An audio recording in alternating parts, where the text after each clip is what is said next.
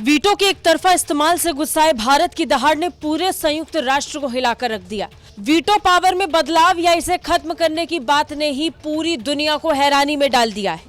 संयुक्त राष्ट्र सुरक्षा परिषद की स्थायी सदस्यता और उसके वीटो पावर को लेकर भारत ने बड़ा बयान दिया है। संयुक्त राष्ट्र में भारत के स्थायी मिशन के कांसल प्रतीक माथुर ने दो टूक शब्दों में कहा कि जहां तक वोटिंग के अधिकार की बात है तो या तो सभी देशों के साथ एक जैसा व्यवहार किया जाना चाहिए, नए सदस्यों को भी वीटो का अधिकार मिलना चाहिए। This privilege of using the veto has been vested to only 5 members. As rightly called out by our African brothers and sisters, this goes against the very concept of sovereign equality of states and only perpetuates the mindset of the Second World War. Either all nations are treated equally in context of voting rights, or else the new permanent members must also be given the veto. Bharat ने कहा कि veto का इस्तेमाल करने का विशेष अधिकार केवल 5 देशों के पास है। ये देशों के संप्रभु समानता की अवधारणा के खिलाफ है।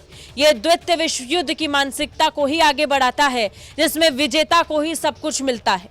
Over the past 75 years, all 5 permanent members have used the veto to achieve their respective political ends. संयुक्त राष्ट्र सुरक्षा परिषद के 5 स्थायी और 10 अस्थायी सदस्य हैं। 5 स्थायी सदस्य देश अमेरिका, ब्रिटेन, फ्रांस, रूस और चीन हैं। भारत अभी अस्थायी सदस्यों में है। वैश्विक चुनौतियों और जिम्मेदारियों को देखते हुए भारत लंबे समय से संयुक्त राष्ट्र और यूएनएससी में सुधार की मांग उठा रहा है।